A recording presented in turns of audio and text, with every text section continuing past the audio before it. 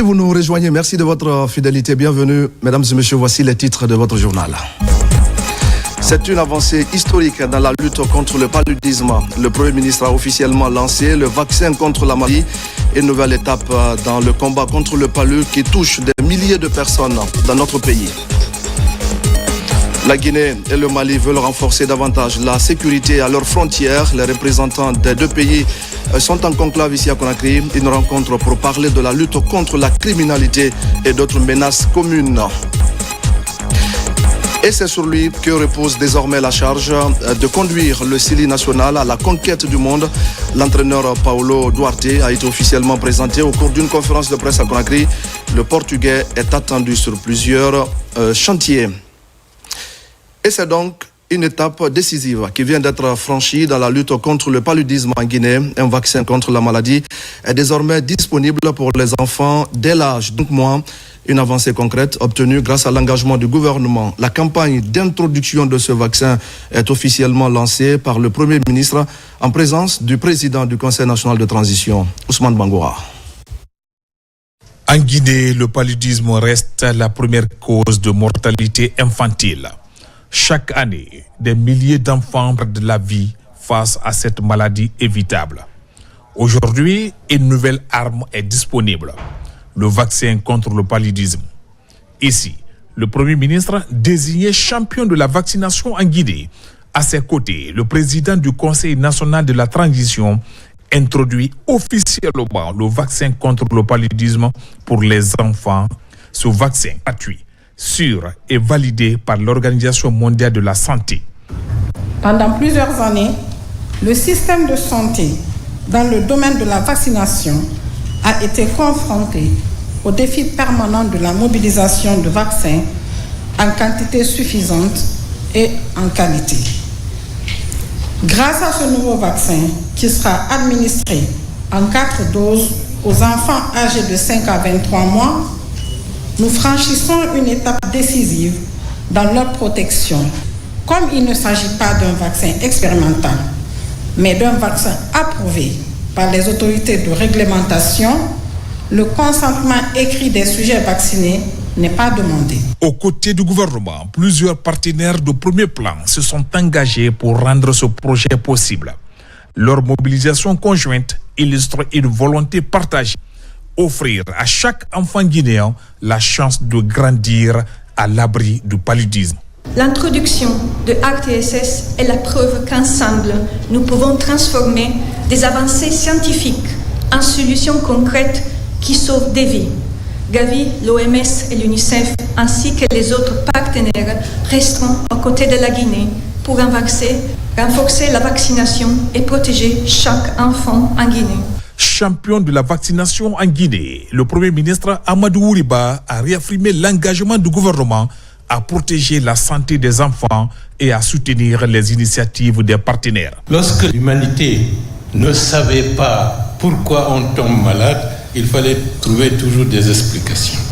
C'est tout à fait naturel que le vaccin soit pratiqué, que le vaccin rentre dans la vie courante, que le vaccin est d'une certaine manière une réplique de ce que la nature est en train de faire. Il faut que le vaccin puisse intervenir par précaution, prévention, pour permettre au corps humain, disons, d'être en mesure de renforcer son système de défense immunitaire avant qu'il y ait, disons, des agressions comme les militaires savent se faire. Ce qui se fait aujourd'hui est une consécration des orientations et majeures, disons, du président de la République. Parce que vous ne pouvez pas, ceux qui ne voyagent pas à l'intérieur du pays, ne peuvent pas s'imaginer les efforts extrêmement importants qui sont consacrés à la santé de manière générale. Dans les prochains jours, le vaccin sera administré aux enfants âgés de 5 à 23 mois dans les préfectures et districts de Mamo, Gawal, Kankan et Humo. Une étape décisive vers l'éradication du paludisme chez les plus vulnérables. Les autorités sanitaires espèrent ainsi réduire drastiquement la mortalité infantile et offrir aux familles guinéennes une nouvelle chance de voir leurs enfants grandir en bonne santé. De la lutte contre le paludisme, nous allons parler du combat contre le VIH-Sida. Un projet pilote de prophylaxie pré-exposition est lancé par la Direction générale du service de santé des armées au centre d'entraînement aux opérations de maintien de la paix de Samoreya. Plusieurs médecins militaires ont bénéficié d'un renforcement de capacités. C'est une formation qui doit leur permettre d'identifier les cas à risque, de poser un diagnostic approprié et d'intégrer la prophylaxie pré-exposition dans les soins médicaux destinés aux militaires. On fait le point avec adjudant-chef Oumar Kamara. 24 agents de santé des armées des régions militaires de Kindia et des Iroquois ont bénéficié d'une formation sur la prophylaxie pré-exposition PrEP, un outil clé de prévention contre le VIH-Sida. L'initiative est du ministère de la Santé et de l'Hygiène publique sur le financement du programme américain de défense de prévention et de lutte contre le VIH-Sida. Qui rentre dans le cadre de la mise en place d'un projet pilote au niveau du service de santé des armées, dirigé principalement vers les forces armées guinéennes et leurs familles. Ces échanges riches et dynamiques ont, sans aucun doute, contribué à renforcer notre compréhension commune des enjeux liés à la prévention du VIH. À Kindia, au centre d'entraînement aux opérations de maintien de la paix de Samoreya, s'est tenue cette session de renforcement des capacités. La formation a permis de développer des connaissances approfondies sur la PrEP, son mécanisme, ses indications et son importance dans la prévention du VIH, particulièrement en milieu militaire. Nous vous rassurons qu'à la sortie, nous allons utiliser toutes les connaissances acquises sur le terrain pour un résultat escompté. Conscients des enjeux sanitaires et de la vulnérabilité de certains groupes, les participants ont activement pris part aux échanges. Votre engagement actif pendant cette formation témoigne de votre professionnalisme, votre sens du devoir, mais aussi de votre volonté d'offrir à nos frères d'armes un accès à des soins de qualité fondés sur l'éthique, la confidentialité et la prévention. Cette session de formation s'est clôturée par action des acquis. Les 12 prestateurs, les pères éducateurs ainsi que les laborantins formés seront désormais aptes à intégrer la PrEP dans leurs offres de soins et à sensibiliser les populations cibles. Un contrôle sanitaire a été récemment mené dans la commune de Sonfonia, un contrôle pour améliorer les bonnes pratiques au niveau des boucheries de la zone. Après cette séance d'inspection, plusieurs acteurs ont reçu des certificats d'aptitude médicale pour les encourager dans leur profession. Une opération conjointe de la délégation spéciale et de la direction communale de l'élevage pour prévenir les maladies. Reportage Abakar Diaby et Kandesila. Pour assurer la sécurité sanitaire des produits d'origine animale, la délégation spéciale de la commune de Sonfonia s'active sur le terrain pour prévenir les maladies.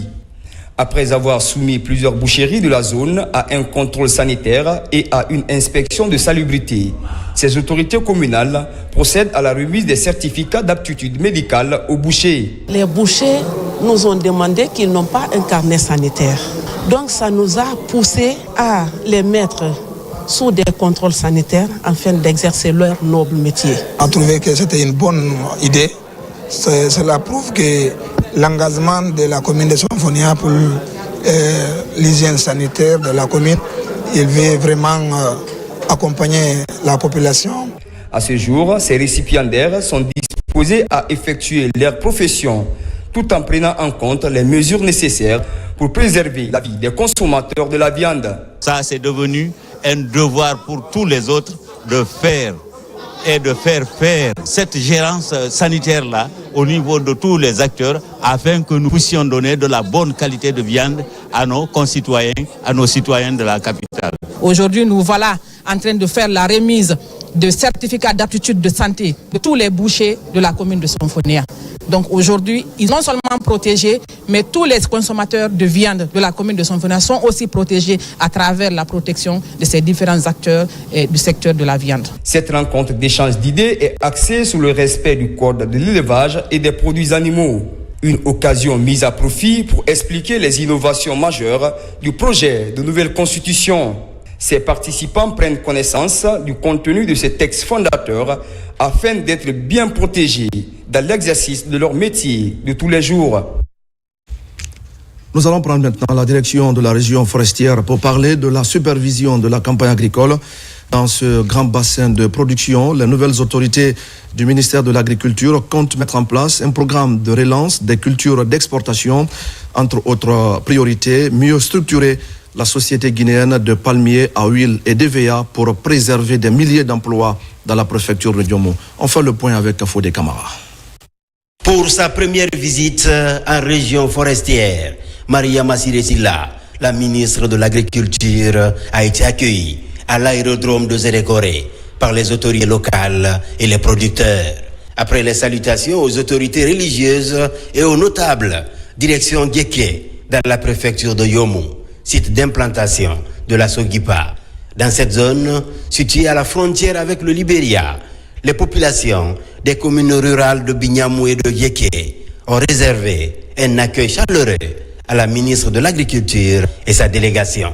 Votre nomination à la tête de cet important département ministériel est encore un ouf de soulagement pour toutes les communautés de l'espace Sogipa, car nous sommes convaincus que vous nous aiderez davantage dans la résolution définitive de la crise qui traverse la Sogipa.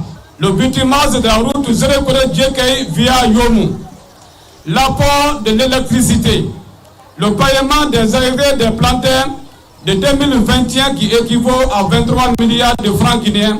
Au niveau de la direction générale, la principale priorité est liée à la finalisation des travaux de construction de la nouvelle usine de traitement du caoutchouc, une unité de traitement de 6 tonnes par heure. Les perspectives pour la Sogipa, c'est de lancer très rapidement l'usine de 6 tonnes heure et de voir comment aller rapidement avec les réformes structurelles, même institutionnelles, pour que la Sogipa se remette sur les rails et qu'elle redevienne le fleuron d'antan qu'on a connu. Avec des milliers d'emplois générés pour les communautés de Guéké et Bignamou, la Sogipa contribue à la lutte contre la pauvreté en milieu rural. Là-dessus, la ministre Maria Massiré Silla a rappelé l'engagement du gouvernement pour la relance de ce patrimoine agro-industriel. C'est une priorité pour son Excellence le Président de la République, le Président Mamadi Doumbouya, et son Premier ministre Amadou Riba de relancer l'agriculture. Agriculture qui occupe une place importante dans le programme Simandou 2040, étant le premier pilier de ce programme important pour notre économie nationale. Dans le futur, on va travailler avec les populations locales, les employés, à vraiment avoir un plan de relance, de restructuration qui nous permettent de changer la donne et de booster la productivité, la production et les activités de la Sogipa. La visite de la Sogipa s'est achevée par une réunion technique entre la délégation ministérielle, la direction générale, les travailleurs et les planteurs, tous animés par l'espoir de redynamiser les activités de la société guinéenne de palmiers à huile et d'EVA, une société fierté nationale qui résiste encore après près de 40 ans d'existence. Merci à Fodé Camara pour toutes ces explications. Voilà qui va nous amener à parler de la célébration en différé de la journée africaine, de la décentralisation et du développement local, couplée à celle de l'état civil. Les activités sont placées cette année sous deux thèmes qui rappellent l'importance de la décentralisation et la place de l'enregistrement des faits d'état civil dans le développement des collectivités. La journée permet surtout d'attirer l'attention des décideurs sur les défis que soulèvent ces questions ô combien importantes. Amadou Touré, Abdul Razak Souma. Le registre national de l'état civil RENEC, comme fondement des infrastructures publiques numériques et des systèmes d'identité juridique numérique en Guinée, et construire des communautés résilientes par la décentralisation inclusive et le développement équitable sont des deux thèmes retenus pour célébrer la journée africaine de la décentralisation, du développement local et de l'état civil en Guinée. Au programme, nous avons la tenue des panels aujourd'hui et le jeudi 14, on va tenir dans toutes les communes de Conakry une journée porte ouverte qui sera l'occasion pour les communes de montrer aux populations l'importance des collectivités locales. L'UNICEF, en partenaire fidèle du gouvernement, soutient avec détermination la Guinée dans la réalisation des droits de chaque enfant. Parmi nos actions phares, L'interopérabilité entre les systèmes de santé et ceux de l'état civil constitue une avancée majeure. Cette journée est aussi celle de la réflexion sur le système de l'état civil guinéen, les défis et les perspectives en matière de digitalisation et les mécanismes d'interopérabilité et la stratégie de décentralisation des services. L'état civil n'est pas un cercle administratif. Il permet la reconnaissance de la dignité et la citoyenneté qui confèrent des droits fondamentaux. Sans état civil, il n'y a pas de statistiques fiables.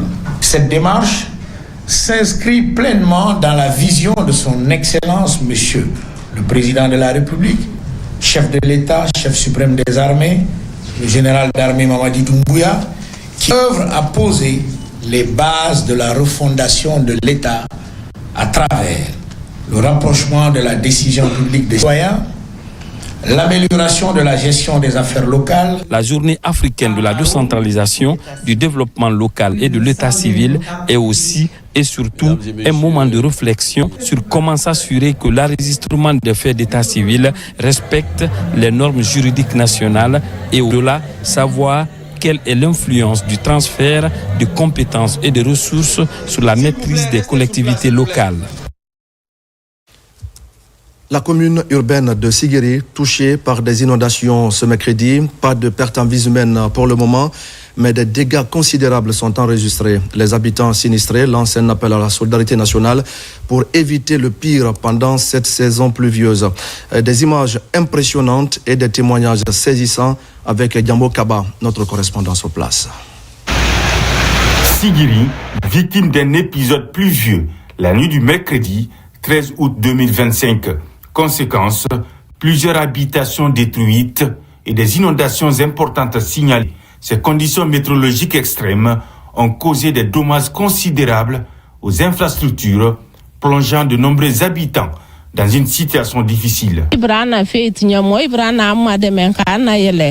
L'eau a gâté nos biens. Les voisins sont venus nous aider. Nous avons tout perdu. Mais ce qui nous inquiète de plus, c'est le cas de la femme en état de famille.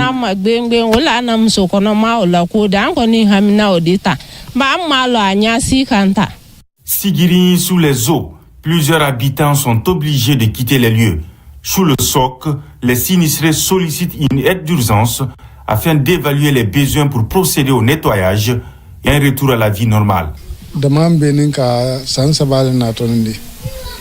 Ma vie dépend des autres, car même me déplacer, il faut l'aide de mes enfants. Il a fait 3 ans, seule maison qui est à ma possession, et voilà aujourd'hui son état. J'ai tout perdu.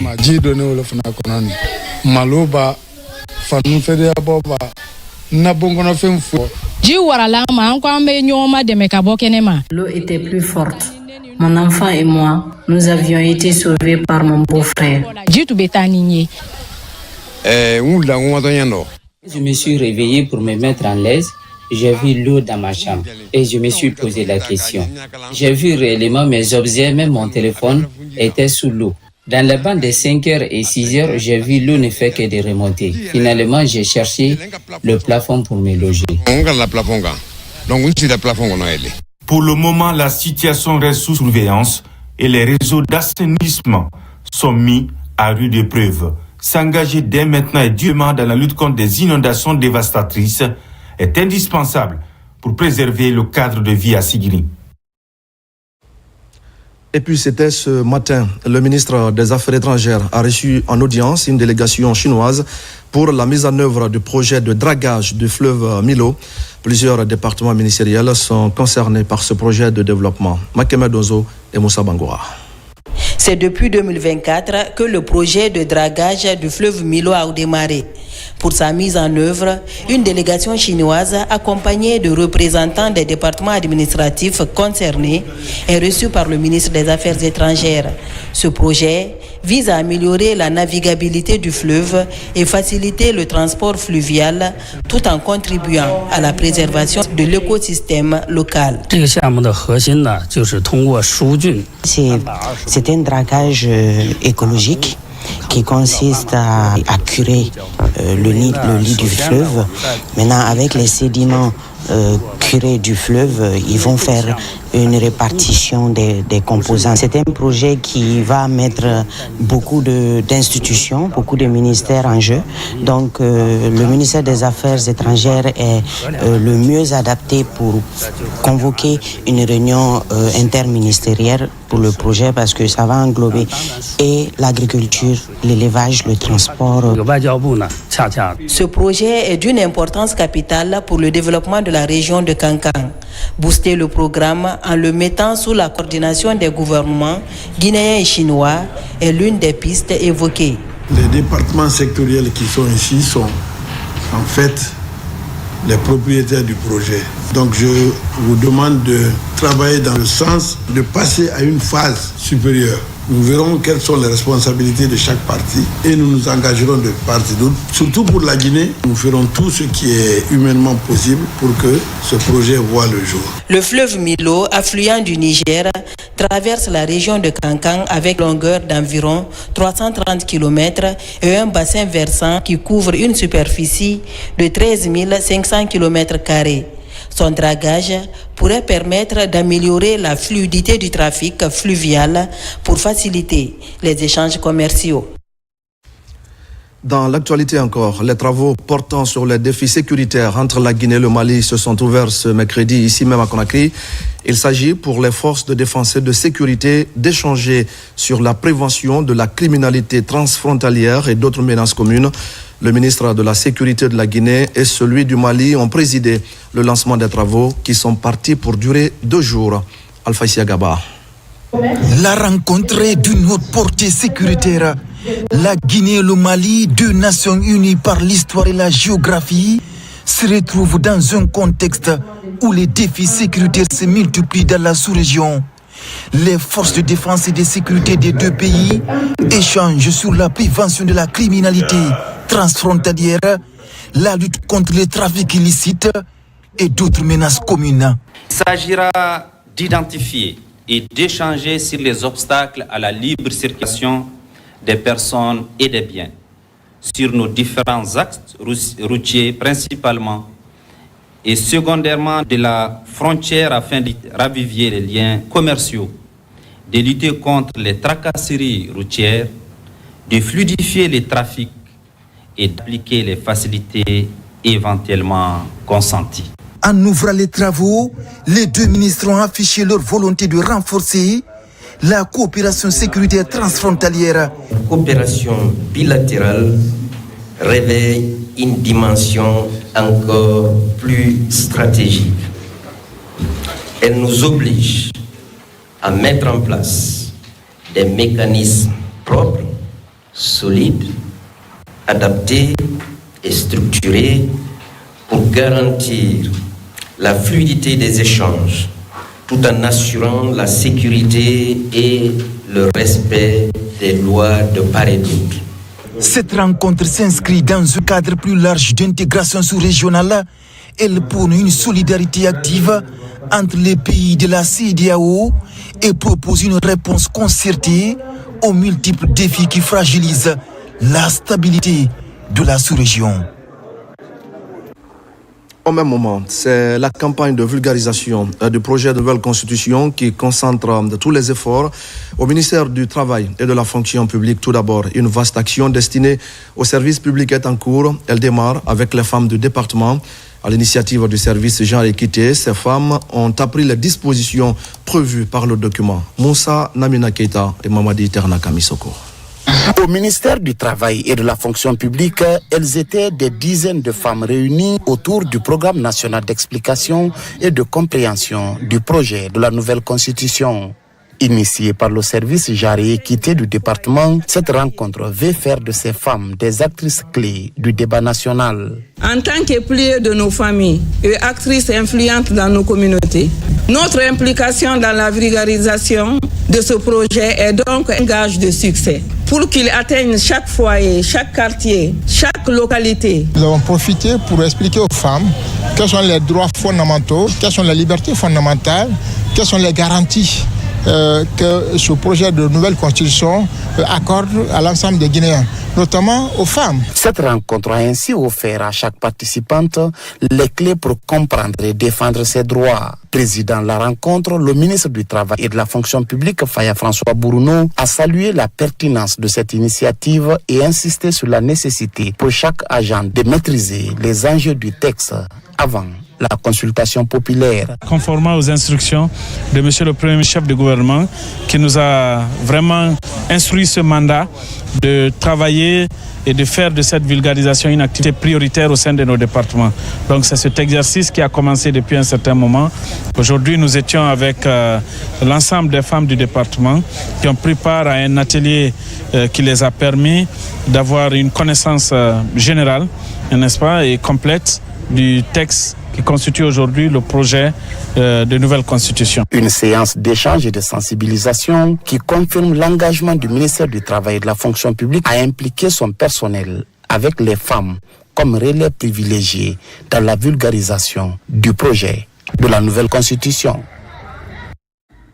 Une mission du secrétariat général chargé des affaires religieuses sillonne également les lieux de culte du pays pour la vulgarisation du projet de nouvelle constitution dans les mosquées, dans les églises visitées. Le contenu du projet est expliqué aux fidèles. Alpha Isiagaba.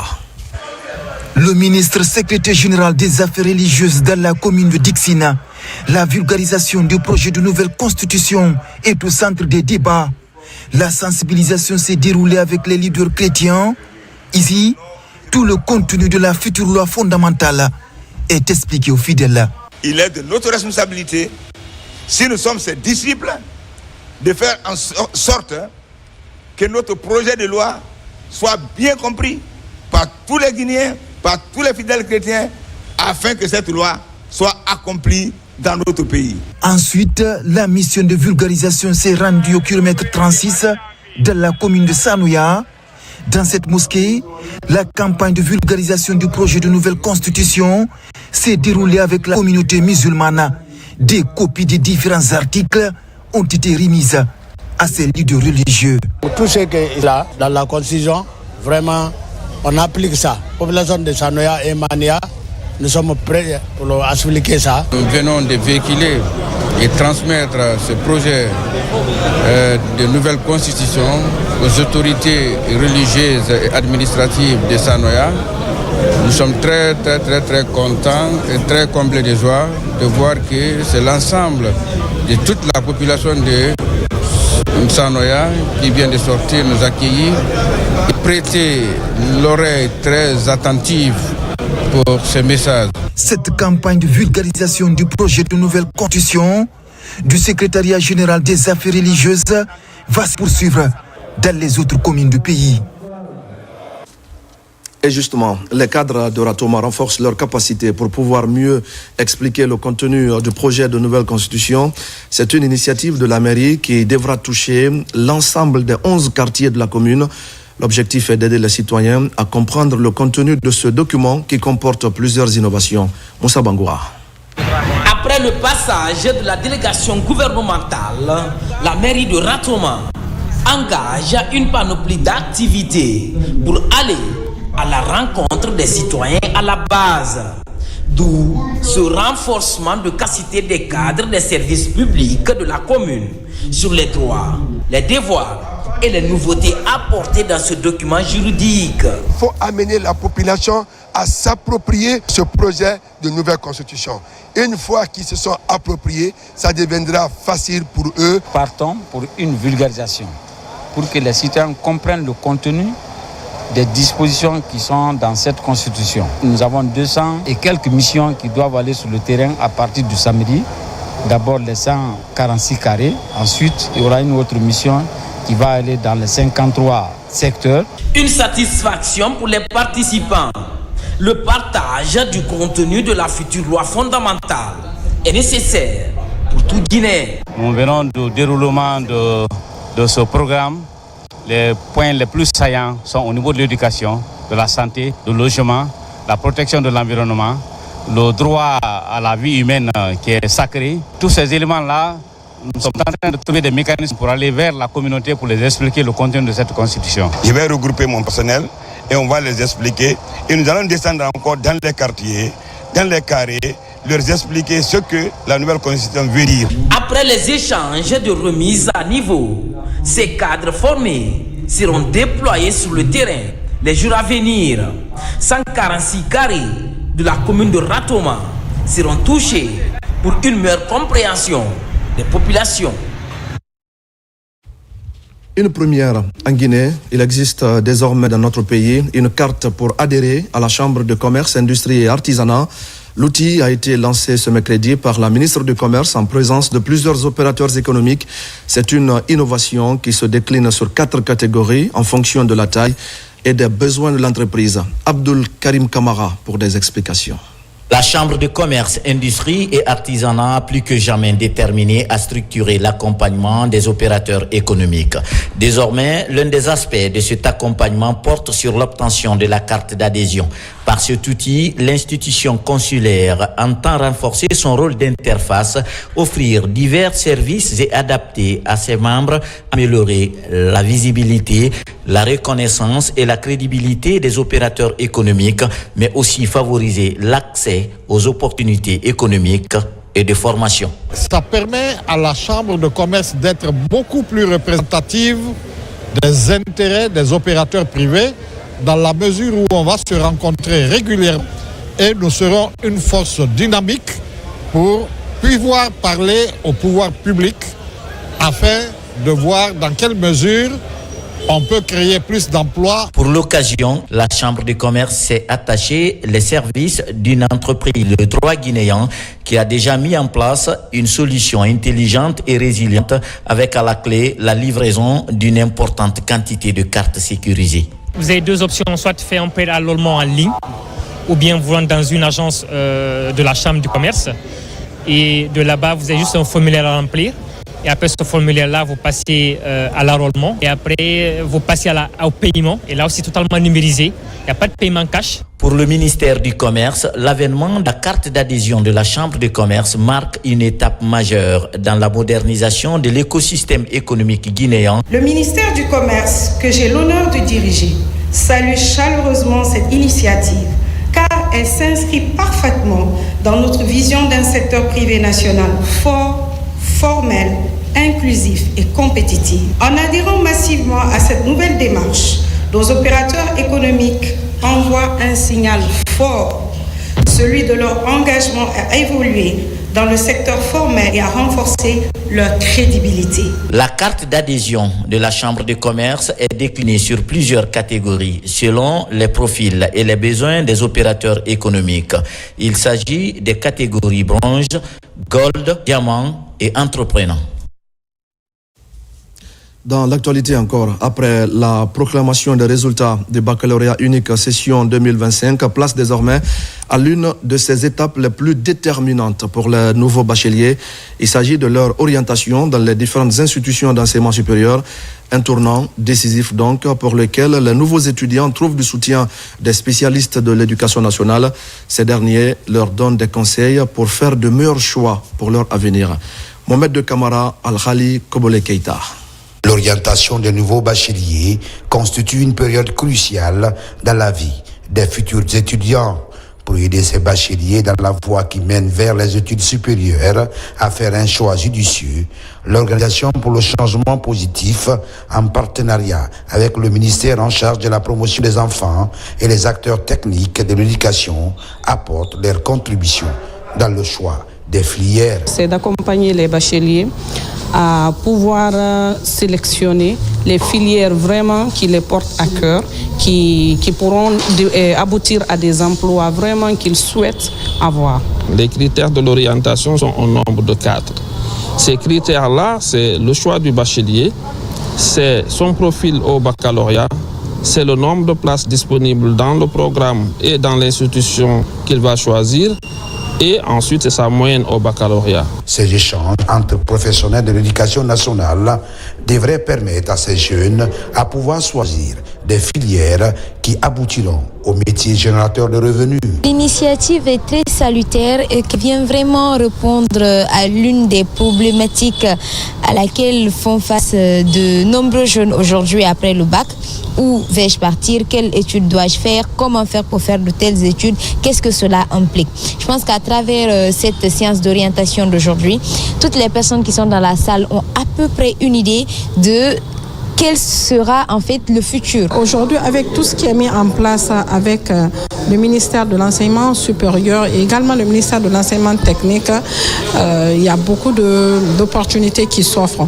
Mais il fallait vraiment aussi parler de nos expériences, des expériences des intervenants qui étaient là, pour comprendre et essayer de tracer la voie pour nos jeunes étudiants qui sont aujourd'hui l'avenir de ce pays. Cette contribution des acteurs de l'éducation nationale à travers ce tapis conseil est jugée utile et responsable pour ces jeunes étudiants. Nous allons retourner à Séguéri, où il y a quelques semaines, de nombreux fleuves et rivières avaient complètement changé de couleur à cause de la pollution et des pratiques peu respectueuses de l'environnement. Depuis, l'État a décidé de passer à l'action à travers ses structures spécialisées. Une mission conduite par le ministère de l'Environnement s'est rendue sur l'ensemble des sites incriminés. Sur place, vous allez le voir, des actions fortes sont menées avec des décisions pour rendre à la nature toute la protection qu'elle mérite. Mamadou Alpha Baldé. À Sigiri, l'exploitation artisanale et mécanisée non contrôlée de l'or doivent encore faire des efforts dans le domaine du respect des normes environnementales. Avec les récentes images de pollution observées dans des fleuves et rivières dans la zone, une mission du ministère de l'Environnement et du Développement durable est sur le terrain pour une évaluation complète de la situation. Il s'agit d'identifier les sources de pollution des cours d'eau, notamment le Niger. Il faut retenir à ce niveau que cette pollution est probablement due à l'exploitation artisanale. Alors, non seulement artisanale, mais mécanisée aussi non autorisée. Parce que nous avons constaté qu'au long des cours d'eau, il y a des installations. Après un tour des sites concernés et des entretiens avec l'ensemble des acteurs impliqués dans le processus d'exploitation artisanale de l'or, en présence des techniciens de l'Agence guinéenne d'évaluation environnementale, un constat est fait, mais surtout des pistes de solutions durables sont envisagées. Ces exploitants illégaux ne peuvent pas s'installer dans une localité sans que cette population ne soit informée. Alors, cette population qui, d'une manière ou d'une autre, occasionne l'installation de ces illégaux, on aimerait qu'ils nous aident à traquer ces personnes qui viennent détruire leur environnement et quittent sans aucune restauration. Au niveau du ministère des Mines, nous avons initié déjà des grandes réformes pour organiser cette activité, de manière à ce que ça profite non seulement à la population guinéenne, et à l'État également. L'application des recommandations de cette mission de terrain est un début de solution à un problème qui date de plusieurs années. La protection des têtes de sources et des berges des fleuves qui abritent les barrages hydroélectriques du pays constitue également un programme d'actualité à la Société Électricité de Guinée. Dans la mise en œuvre de ce programme, EDG bénéficie de l'appui de l'Association des femmes de Zérékoré, Lola et Yomou. À Garafiri, cette ONG a mis en terre plusieurs plans d'espèces locales autour d'un barrage de 75 MW. C'est un reportage de Nabi Kamara. Sur le terrain, la campagne nationale de reboisement 2025 lancée par EDG se poursuit.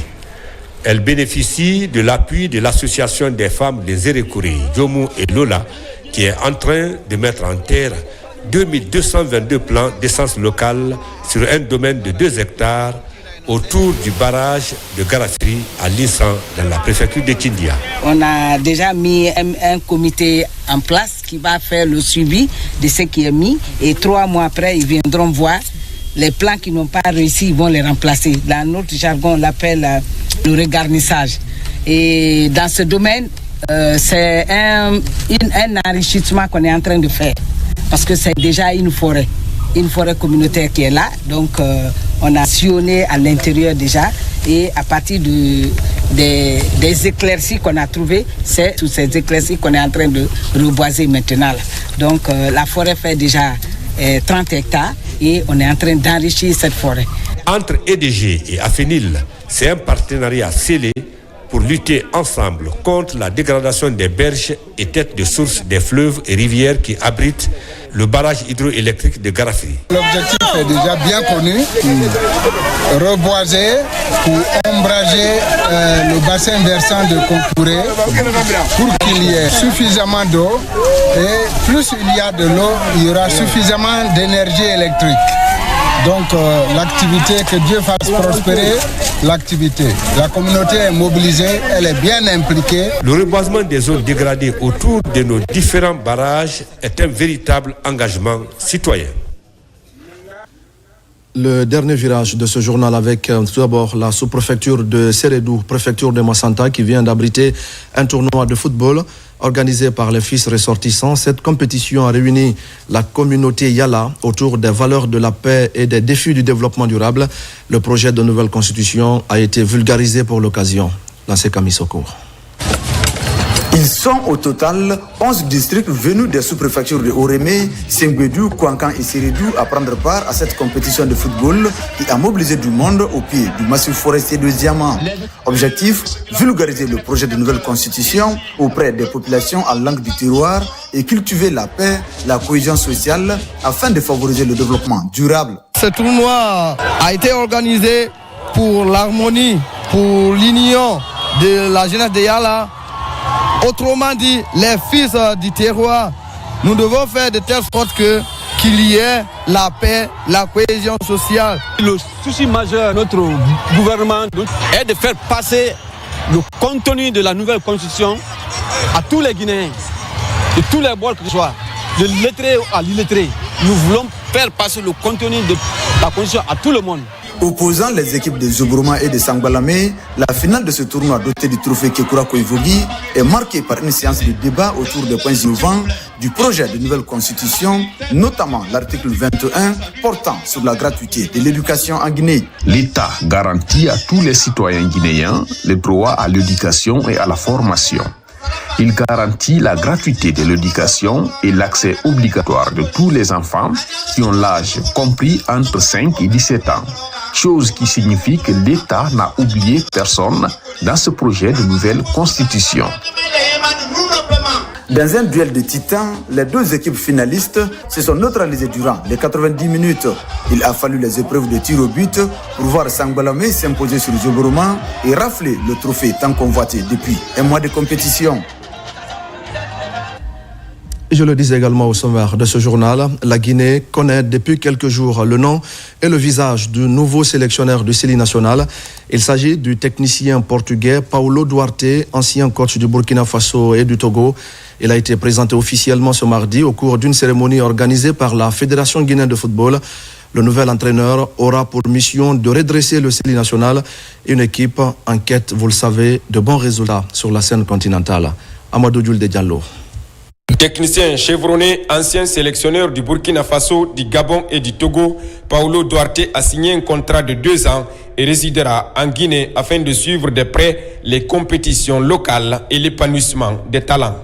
C'est le projet que mon agent Tarek m'a présenté. Après parler en conjoint avec la fédération. Quand on parle de la Guinée, on parle d'une équipe puissante, une équipe qui a tradition dans le sport africain. Une équipe qui est normalement une potence de ce continent. Et je pense que ma carrière mérite plus. Et je pense que la Guinée aussi mérite plus. Ce n'est pas juste pendant les compétitions qu'il faut aller chercher les talents dans les pays, dans les autres championnats, pour pouvoir les présenter. Et l'enfant devrait être suivi à partir des moins de 15 ans et qu'il soit évidemment suivi jusqu'à ce qu'il atteint l'équipe senior et que tous, chacun, si vous le voyez à l'équipe nationale. Objectif assigné, qualifier la Guinée pour la CAN 2027, atteindre les demi-finales de la CAN 2027, intégrer le top 10 africain du classement FIFA. Paulo Duarte de Vélo, il répondait aux critères et aux objectifs que nous sommes nous-mêmes assignés pour relancer le football de ce pays. Et parmi ces critères, comme vous le savez, il y a les critères liés au diplôme, il y a les critères liés à la parfaite connaissance du football africain. Le Sili national de Guinée entre dans une nouvelle ère fondée sur l'organisation, la stabilité et l'ambition. Page noire de ce journal, Dorego Clément, saxophoniste du groupe Bembea Jazz National, nous a quittés. Un symposium est organisé pour lui rendre un dernier hommage au musée de Sandarvalia avant son inhumation au cimetière de Cameroun. Parents, amis et autorités se sont massivement mobilisés pour l'occasion. Des moments d'intense émotion fixés par Ousmane Ba et Mamadou Djoumaba. Né en 1938, Dorego Clément, de nationalité béninoise, a choisi la Guinée comme sa deuxième patrie, symbole d'une Afrique unie et sans frontières. Il a évolué dans le groupe du Bembea Jazz National comme saxophoniste. Il a ainsi contribué au rayonnement de ce groupe mythique qui a hissé très haut le tricolore national à travers le monde. Aujourd'hui, la Guinée, à travers les autorités, ses compagnons et le monde de la musique lui rendent un dernier hommage. Dorego Clément a foulé le sol guinéen en 1956 dans l'orchestre célèbre de l'époque, les déménageurs africains. Après le départ des déménageurs, il a préféré rester en Guinée et Bembea l'a recruté en 1967, parce que cette année-là, Bembea devait relever un grand défi, celui d'animer le jardin de Guinée. Sur le podium, les témoignages sont pathétiques. Dans une vive émotion, chacun relate les qualités et surtout le génie de Clément. Monsieur Dorego Clément avait compris que l'avenir c'est la jeunesse et la jeunesse non éduquée ne peut rien apporter à sa patrie. C'est pour qu'elle a contribué, comme on l'a dit, à la formation, à l'éducation au niveau de l'Institut. Donc nous ne pouvions que le remercier tout en disant souvent ce que certains disent, qu'il ne s'agit pas de vivre longtemps, il s'agit de vivre utile. Et il a été. Décédé le mercredi 6 août dernier, Dorego Clément nous quitte à l'âge de 87 ans et laisse 5 enfants pour la postérité. Il repose au cimetière de Cameroun, à Conakry. Que son âme repose en paix. Amen. Mesdames et messieurs, c'est la fin de cette édition d'information. Merci à tous de l'avoir suivi, notamment à Bomboli, dans la préfecture de Pita. Je vous retrouve très vite pour d'autres actualités de la Guinée, notre paradis, terre de richesse et d'innovation. Bonsoir à tous.